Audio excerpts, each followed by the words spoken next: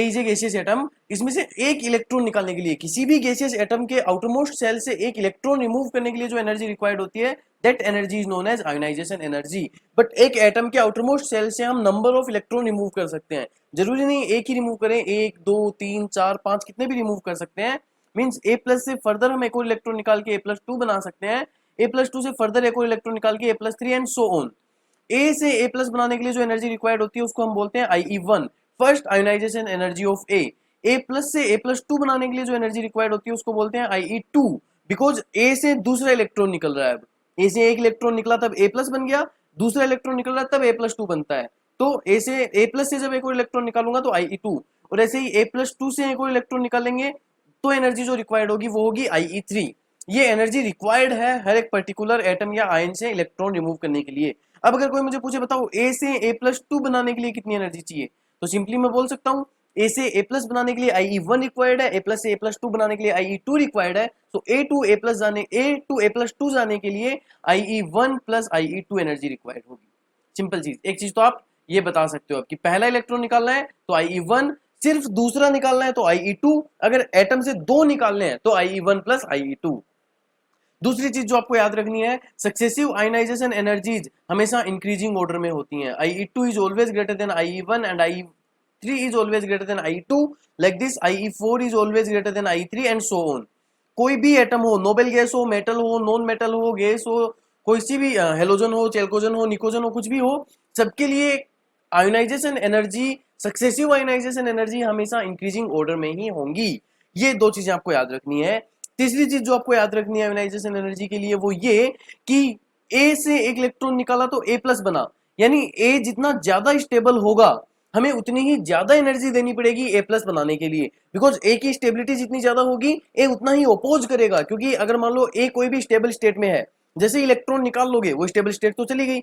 मान लीजिए ए fully filled state थी ए के पास, NP6 था लास्ट में, आपने एक इलेक्ट्रॉन निकाल दोगे तो निकालते ही क्या बन जाएगा, NP5। तो क्या ए कभी A प्लस में जाना चाहेगा, जी नहीं, क्योंकि ए की स्टेबिलिटी लूज हो रही है यहां जाने से। दैट्स वाई ए इलेक्ट्रॉन नहीं निकालना चाहेगा, ए बहुत ज्यादा स्टेबल होगा। फिर भी हमें निकालना है तो हमें बहुत ज्यादा energy, large amount of energy हमें सप्लाई करना पड़ेगा यहाँ पे। और if large amount of energy required है तो हम बोलेंगे इसकी IE1, पहला इलेक्ट्रॉन निकालने के लिए जो एनर्जी है वो एक ह्यूज अमाउंट होगा। ये चीज समझ में आई। जब भी किसी स्टेबल स्टेट से आप इलेक्ट्रॉन रिमूव करोगे तो हमें आयोनाइजेशन एनर्जी की लार्ज वैल्यू सप्लाई करनी पड़ेगी, यानी ए जितना स्टेबल होगा IE1 की वैल्यू उतनी ही ज्यादा होगी, A प्लस जितना स्टेबल होगा IE2 की वैल्यू उतनी ही ज्यादा होगी, एंड लाइक सो ऑन। एक चीज और याद रखना, IE1 के केस में कई बार आपको कुछ लिखा हुआ नहीं मिलता। अगर सिर्फ ये लिखा हुआ मिले कि किसी एक एटम की आयोनाइजेशन एनर्जी ये है तो IE जो है वो बाय डिफॉल्ट IE1 होती है। जो पहला इलेक्ट्रॉन निकालने के लिए एनर्जी होती है उसी को आयोनाइजेशन एनर्जी बोलते हैं, उसी को फर्स्ट आयोनाइजेशन एनर्जी भी बोलते हैं। दोनों चीज अलग नहीं है, इसमें कंफ्यूज मत हो जाना। ठीक है जी, ये बेसिक ऑफ आयोनाइजेशन एनर्जी था। अब जल्दी से मैं आपको बताता हूँ पीरियोडिक ट्रेंड कैसे देखें, एक पीरियड में हम कैसे देख सकते हैं या एक ग्रुप में हम कैसे देख सकते हैं कि आयोनाइजेशन एनर्जी में क्या क्या चेंज आएंगे अपने पास। सो जल्दी से देखिए इस चीज को। पहली चीज, ग्रुप में सेकेंड ग्रुप ले रहा हूं मैं, lithium, then beryllium, then boron, carbon, nitrogen, oxygen, fluorine and neon. अभी मैंने बताया कि ए से A प्लस बनाऊंगा उसको आयोनाइजेशन एनर्जी बोलेंगे ना, और ए जितना ज्यादा स्टेबल होगा उसकी IE उतनी ही ज्यादा होगी। ये चीज समझ में आई। तो इसका मतलब इन एलिमेंट्स की अगर मुझे आयोनाइजेशन एनर्जी कंपेयर करनी है तो जो एलिमेंट जितना ज्यादा स्टेबल उसकी IE1 उतनी ही ज्यादा, उसको IE1 बोल दो या IE बोल दो, एक ही बात है। सो जनरली क्या होता है जब ग्रुप में जब पीरियड में लेफ्ट टू राइट मूव करेंगे हम, तो लेफ्ट टू राइट मूव करने पे जेड इफेक्टिव इंक्रीज हो रहा होता है। हमने पढ़ा था एटॉमिक रेडियस में जेड इफेक्टिव इंक्रीज होगा when we move left to right, Z effective will increase and atomic radius will decrease. So if Z effective is going to increase and atomic radius is going to decrease, then the distance of outermost electron from nucleus will be decrease। कह सकता हूं मैं कि जो outermost electron है उसकी distance nucleus से कम होती जाएगी क्योंकि एटॉमिक रेडियस छोटी होती जा रही है। And if distance of outermost electron is going to reduce, then the attraction force on outermost electron by the nucleus will be increase. Attraction force जो आउटरमोस्ट इलेक्ट्रॉन पे न्यूक्लियस का वो बढ़ेगा, और अगर अट्रैक्शन फोर्स बढ़ रहा है तो उस केस में हमें ज्यादा एनर्जी सप्लाई करनी पड़ेगी उसको बाहर निकालने के लिए, क्योंकि न्यूक्लियस उसको उतना ही अच्छे से खींच रहा होगा। सो जितनी छोटी साइज एंड जेड इफेक्टिव जितना ज्यादा, उस एलिमेंट की आयोनाइजेशन एनर्जी भी उतनी ही ज्यादा। एंड हमें पता है लेफ्ट टू राइट जाते हैं तो जेड इफेक्टिव बढ़ रहा है, एटॉमिक रेडियस कम हो रही है। दोनों चीजों की वजह से अट्रैक्शन फोर्स बढ़ रहा है इलेक्ट्रॉन पे, यानी आयोनाइजेशन एनर्जी भी क्या होगी, इंक्रीज होगी। जब भी हम पीरियोडिक टेबल में लेफ्ट टू राइट मूव करेंगे आयोनाइजेशन एनर्जी हमेशा इंक्रीज होगी, याद रखना इसको। तो पहली चीज, इनकी आयोनाइजेशन एनर्जी का ऑर्डर क्या आना चाहिए था अब अपने पास, ये वाला, जी हाँ ये ऑर्डर होना चाहिए। लेकिन कुछ एक्स्ट्रा चीजें भी है, ये तो बेसिक है, ये तो हमें पहले चेक करना है, ये तो हमेशा ये लगाएंगे। अब कुछ स्पेशल केसेस है जहां पे थोड़ा हमें इसको चेंज कर देना होगा, वो स्पेशल केसेस है एक्स्ट्रा स्टेबिलिटी। एक एक्स्ट्रा स्टेबिलिटी नाम की चीज हमने पढ़ी है कि जब भी किसी एटम में हाफ फिल्ड या फुल्ली फिल्ड स्टेट आ जाती है, अगर हाफ फिल्ड स्टेट हो या फुल्ली फिल्ड स्टेट हो, ये क्या क्या होती हैं, जो भी सबसेल है उसमें मैक्सिमम नंबर ऑफ इलेक्ट्रॉन जितने आ सकते हैं अगर उतने हैं तो उसको हम फुल्ली फिल्ड बोलते हैं। जैसे पी में 6 इलेक्ट्रॉन आ सकते हैं तो किसी भी एटम की आउटरमोस्ट कॉन्फ़िगरेशन अगर p6 है तो वो फुल्ली फिल्ड है, अगर p3 है तो वो हाफ फिल्ड है। डी में 10 इलेक्ट्रॉन आ सकते हैं तो किसी एटम की आउटरमोस्ट कॉन्फ़िगरेशन अगर d10 है तो वो फुल्ली फिल्ड है, d5 है तो वो हाफ फिल्ड है। इनकी स्टेबिलिटी बाकी सबसे ज्यादा होती है। फॉर एग्जांपल p6 सबसे ज्यादा स्टेबल होता है, देन p3 एंड देन बाकी जो बच गए p4 p5 p1 and p2 ये स्टेबल होते हैं। ऐसे ही d10 सबसे ज्यादा स्टेबल होता है, देन d5 स्टेबल होता है, उसके बाद जो बच गए d6 1 to 9 इन दो को छोड़ के वो सारों की स्टेबिलिटी होती है। यानी जहां जहां भी ये वाली कंडीशन आ जाएंगी उन एटम्स को थोड़ी एक्स्ट्रा स्टेबिलिटी मिल जाएगी, एंड एक्स्ट्रा स्टेबिलिटी का मतलब एक ही होता है कि उनकी आयोनाइजेशन एनर्जी और बढ़ जाएगी थोड़ी सी। तो कहां कहां आता है देखो, लिथियम की आउटरमोस्ट कॉन्फ़िगरेशन होती है हमें पता है NS1, बेरिलियम होता है NH2, बोरोन होता है NP1, NP2, NP3, NP4, NP5 and NP6। ठीक है जी, ये चीज हमें याद पता है। अब एक चीज याद रखना, NS1 जो होता है वो है तो हाफ फील्ड, क्योंकि एस में 2 इलेक्ट्रॉन आ सकते हैं, एस में एक ही तो हाफ फील्ड है, लेकिन ये हाफ फील्ड स्टेबल नहीं होती बहुत ज्यादा, इसको हम बहुत ज्यादा स्टेबिलिटी में इंक्लूड करके नहीं चलते, इग्नोर करते हैं जनरली NS1 को।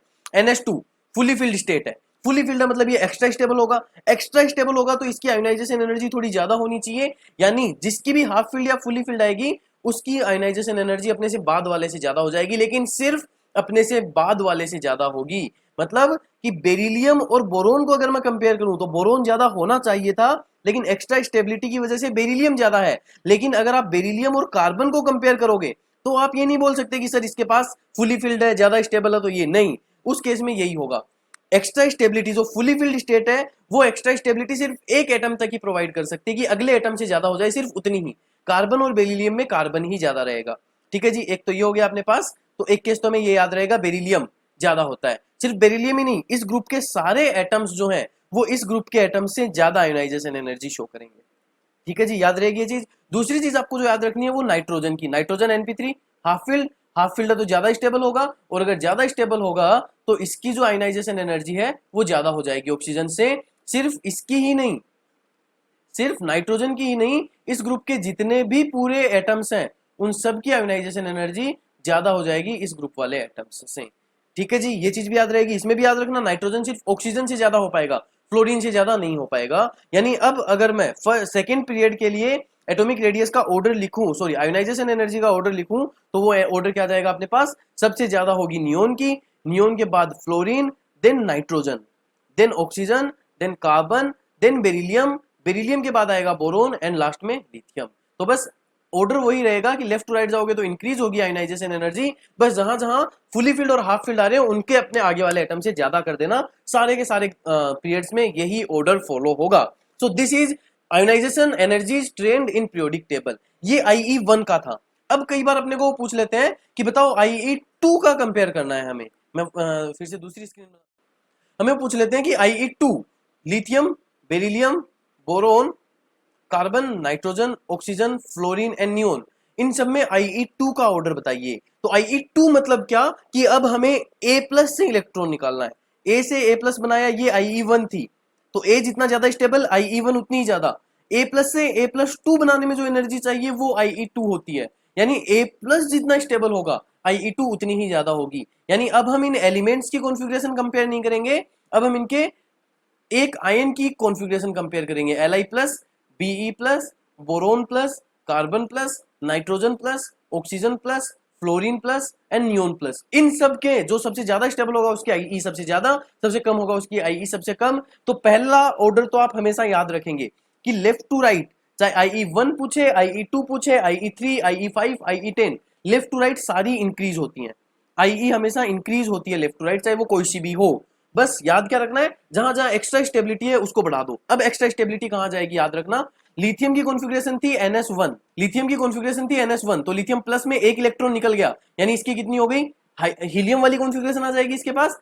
पहले सबकी लिख देता हूं मैं, बेरिलियम था NH2, ये था NP1, एन किस गया वो लिख लो अगर तुम्हें कंफ्यूजन हो रहा है। एन क्या है, 2s2, ये 2s2 था, ये 3p1 था, ये 3p2 था, ये 3p3 था, ये 3p4 था, ये 3p5 and this one was 3p6। इसमें से एक इलेक्ट्रॉन निकाल दूंगा, ये 2s1 बन जाएगा। इसमें से एक इलेक्ट्रॉन निकाल दूंगा, ये 2s2 बन जाएगा। इसमें से एक निकाल दूंगा, ये 3p1 बन जाएगा, ये 3p2 बन जाएगा। एक एक इलेक्ट्रॉन सब में कम हो जाएगा। ठीक है जी, अब कहानी थोड़ी सी बदल जाएगी, क्योंकि अब वो चीज तो वही रहेगी, ट्रेंड तो वही रहेगा। लेफ्ट राइट जाओगे तो क्या होगा, ऑर्डर इंक्रीज होगा। यानी ऑर्डर क्या आना चाहिए अब हमारे पास इसका, लिथियम से ज्यादा बेरिलियम, बेरिलियम से ज्यादा बोरोन, बोरोन से ज्यादा कार्बन, कार्बन से ज्यादा nitrogen, oxygen, fluorine and then neon. IE2 की बात कर रहा हूं मैं, सेकंड आयनाइजेशन एनर्जी। लेकिन एक्सेप्शन कहां कहां आएंगे, इस बार बेरिलियम में कोई एक्सेप्शन नहीं होगा, क्योंकि बेरिलियम फुली फिल्ड है ही नहीं।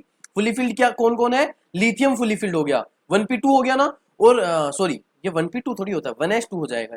लिथियम हो गया 1s2, then 2s1, 2s2, 3p1, 3p2, 3p3, 3p4, 3p5। अब मैं चाहता हूं कि तुम खुद देखो, मैं बस तुम्हें हिंट दे देता हूं कि देखो, एक तो ऑक्सीजन अब फुली हाफ फिल्ड हो गया, तो ऑक्सीजन अपने आसपास वाले से ज्यादा हो जाएगा। ठीक है, नेक्स्ट और कौन हो गया, बोरोन, बोरोन अपने आसपास वाले से ज्यादा हो जाएगा। एंड लिथियम, लिथियम अपने आसपास वाले से ज्यादा हो जाएगा।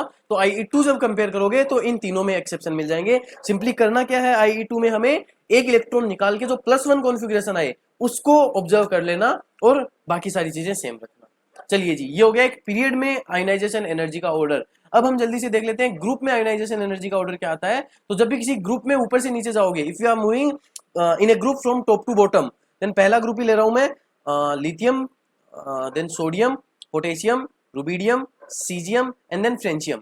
इन दिस ग्रुप अगर हम ऊपर से नीचे मूव करते हैं तो atomic radius is going to increase. हमें पता है एटॉमिक रेडियस जो है वो इंक्रीज होगी, इसमें एटॉमिक रेडियस इंक्रीज होगी, that means the distance of outermost electron from nucleus will be increase. और अगर उनकी उसकी डिस्टेंस इंक्रीज हो गई, उसकी दूरी बढ़ गई न्यूक्लियस से, तो उस पर अट्रैक्शन फोर्स कम हो जाएगा और आयनाइजेशन एनर्जी भी हमें कम देनी पड़ेगी। कब थोड़ी सी एनर्जी देते ही इलेक्ट्रॉन रिमूव हो जाएगा। सो ग्रुप में ऊपर से नीचे जाओगे तो आयनाइजेशन एनर्जी डिक्रीज होती है, और एस ब्लॉक में इसमें कोई एक्सेप्शन नहीं है, सिंपली डिक्रीज होगी, डायरेक्ट याद रखनी है।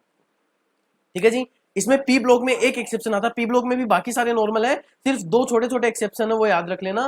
पहला एक्सेप्शन है बोरोन वाले ग्रुप में, बोरोन वाले ग्रुप में ऑर्डर होना चाहिए था बोरोन, उससे कम aluminium, then gallium, then indium, then thallium, लेकिन ऑर्डर होता है बोरोन, उसके बाद आता है थेलियम, उसके बाद आता है गैलियम, उसके बाद आता है एल्यूमिनियम एंड देन इंडियम। ये एक स्पेशल है, इसमें बहुत ज्यादा गड़बड़ हो जाती है, इसलिए ये ऑर्डर आप एज इट इज याद रखेंगे। और इसके बाद तीसरा ग्रुप जो है इसके बाद वाला, उसमें भी होता है कार्बन, इसके बाद सिलिकॉन, उसके बाद जर्मेनियम, उसके बाद टिन। टिन और लेड में उल्टा हो जाता है, बाकी सब तो नॉर्मल है, लेड ऊपर आ जाता है टिन से, टिन ऊपर होना चाहिए था लेकिन लेड ऊपर हो जाता है ऑर्डर में। तो ये 3 एक्सेप्शन है ग्रुप में, ये तीनों एक्सेप्शन आपको याद रखने हैं, बाकी सारे नॉर्मल ट्रेंड जो मैंने बताया है वही फॉलो करेंगे।